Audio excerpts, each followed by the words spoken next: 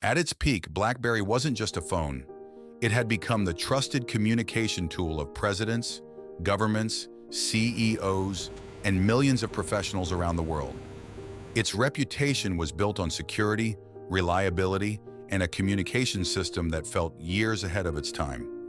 But only a few years later, most of those people had moved on. So what made BlackBerry so powerful in the first place?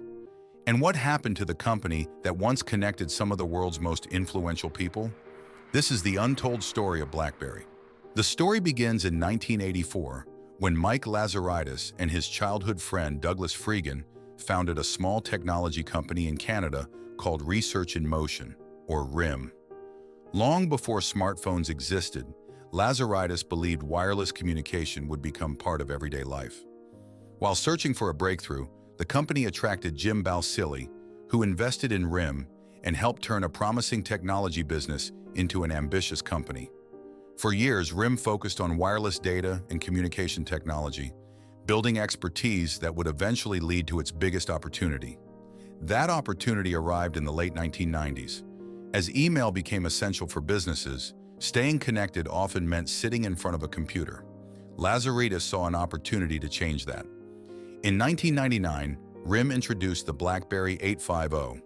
It wasn't a smartphone and it wasn't designed to replace a phone.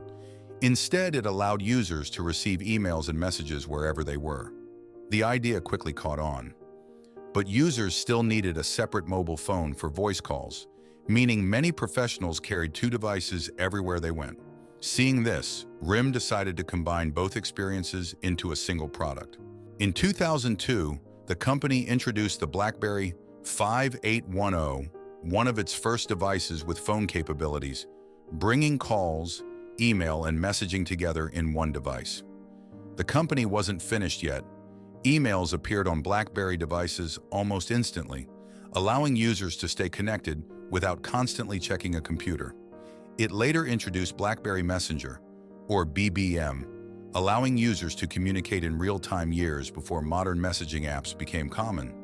Unlike traditional text messaging, BBM users connected through unique PIN numbers assigned to each device, creating a private network that quickly became one of BlackBerry's most popular features.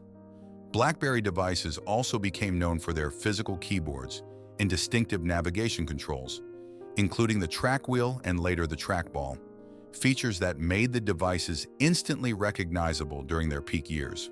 As BlackBerry expanded, models such as the BlackBerry Bold became symbols of the brand's success and helped define the company's image during its peak years. As BlackBerry's popularity grew, the device became more than a communication tool. Carrying a BlackBerry became a symbol of success, influence, and professional status. For many people, owning one suggested that you were important, busy, and always connected. For the first time, responding to emails while traveling, attending meetings, or working away from the office became part of everyday business life. By the late 2000s, BlackBerry had attracted around 78 million subscribers worldwide, including business leaders, government officials, and millions of professionals who relied on the devices every day. Its influence had become so significant that even world leaders used the platform. During his rise to the White House, Barack Obama was known for his attachment to his BlackBerry, while leaders such as David Cameron and Angela Merkel were also associated with the brand during its peak years.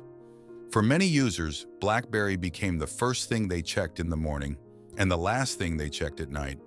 The attachment became so strong that the brand earned a famous nickname, Crackberry. From BlackBerry's perspective, there was little reason to worry.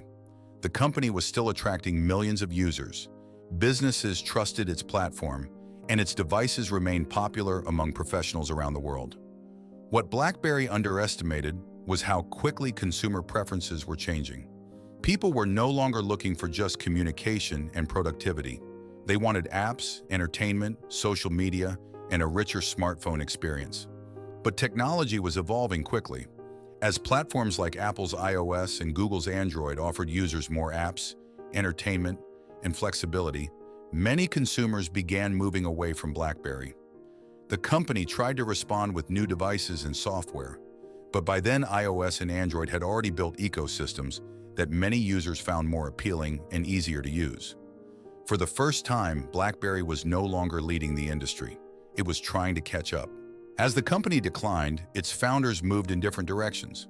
Mike Lazaridis focused on science and technology initiatives.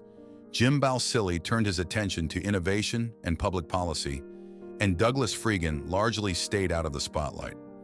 Many people assume BlackBerry disappeared when its phones fell out of favor, but the company chose a different path. Rather than competing in the smartphone market, BlackBerry shifted its focus towards cybersecurity, enterprise software, and secure communications. Today, BlackBerry no longer makes its own phones, but its technology still operates behind the scenes in industries around the world. One example is QNX, a software platform used in millions of vehicles and embedded systems. BlackBerry may have disappeared from most pockets, but the company itself never disappeared. It simply reinvented itself. And that's why BlackBerry's story isn't over yet. This was Business Untold, stories behind the world's biggest companies.